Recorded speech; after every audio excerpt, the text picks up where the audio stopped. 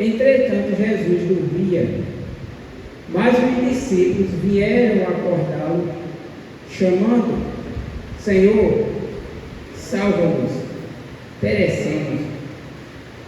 Perguntou-lhe então Jesus: por que sois tímidos, homens de pequena fé? E levantando-se, repreendeu os ventos do mar, e fez grande bonança. E maravilharam-se os homens, dizendo: quem é este, que até os ventos e o mar lhe obedecem? Nossa irmã Dilma, ela, nesse louvor, a situação era tão apertada e a guerra tão difícil de vencer, que ele faz uma pergunta que eles não sabiam o que fazer, mas ele sabia para onde olhar e para onde socorrer-se. Porque se os nossos olhos estão postos em ti. Então, esse relato de Jesus acalmando a tempestade é um relato que a gente tem escutado tantas pessoas trazerem reflexões, mas a Bíblia é uma coisa interessante, porque quando a gente escuta, a gente relembra. A Bíblia não é um livro de novidades, né? Tem pessoas que às vezes querem ter uma exclusividade, não, isso aqui Deus revelou a mim. Mas o que eu acho bonito na palavra de Deus é porque a gente já tem ouvido, a gente já tem compreendido aquele fato que está naquele texto, mas a gente relembra, revive e também se reanima quando a gente escuta aquele mesmo texto. E não porque às vezes na vida da gente vem momentos tempestuosos, difíceis. Não é porque a gente está com Jesus que ele não venha.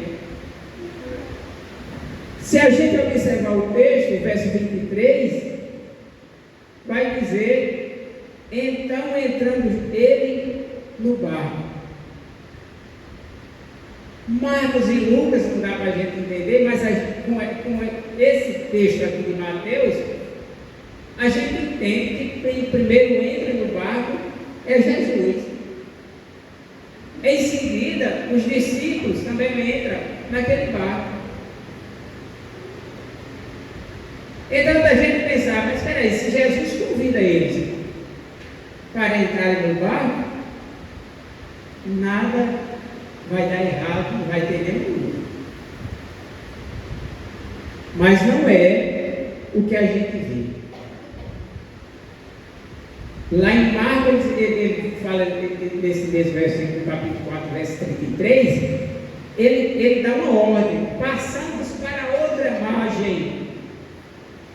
E a gente vê pessoas dizendo, eu concordo, que se Jesus disse que ia passar para outra margem, com certeza eles iam chegar na outra margem. E Jesus um dia fez a gente entender que a gente ia traçar um trajeto, ia ser difícil esse trajeto, ele ia estar conosco nesse trajeto, mas cada dia a gente ia chegar nesse trajeto, nos céus.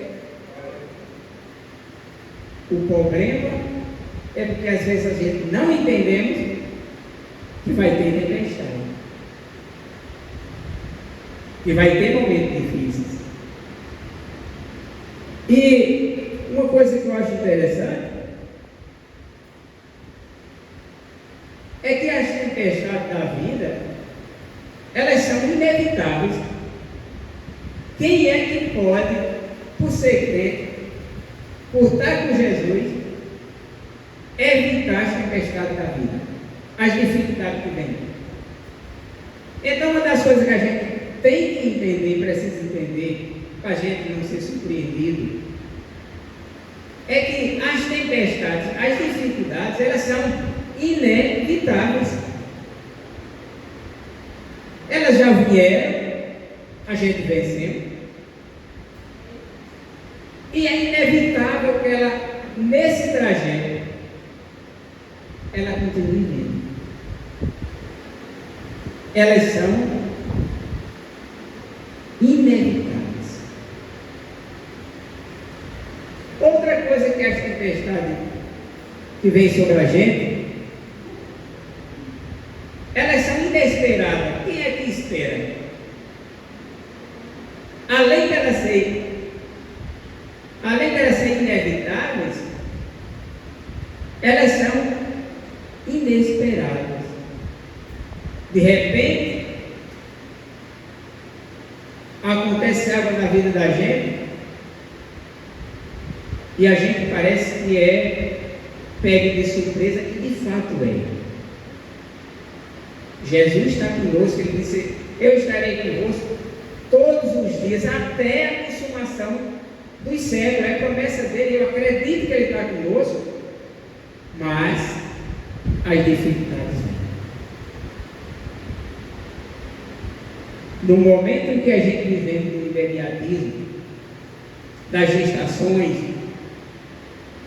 o problema é porque quando essas tempestades vêm de forma inesperada, de forma inevitável, o que tem faltado na gente é se alimentar de Jesus, através da palavra, através da presença na sua casa.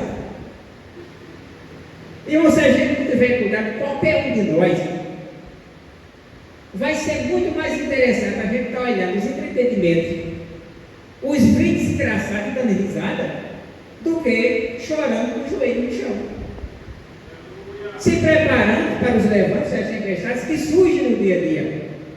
Mas o problema, irmão, é que a gente está no mundo do imediatismo, do entretenimento, na palma das nossas mãos. E cadê as raízes? Cadê as raízes que elas são crescidas através de relacionamento com Cristo? Essas raízes que deixam a gente de pé é a meditação da palavra, é oração, é vontade de vir para a casa do Senhor. Então, os discípulos aqui, eles são convidados, eu diria assim, parafraseando, a entrar naquele barco com eles, com Jesus. Parecia que nada ia dar errado no trajeto. E Jesus dá uma ordem: passamos para outra margem. Eu no barco com Jesus. Jesus sempre queria chegar do outro lado. Como é que ele ia esperar que algo de luta viesse a ponto de deixar aqueles discípulos naquela situação?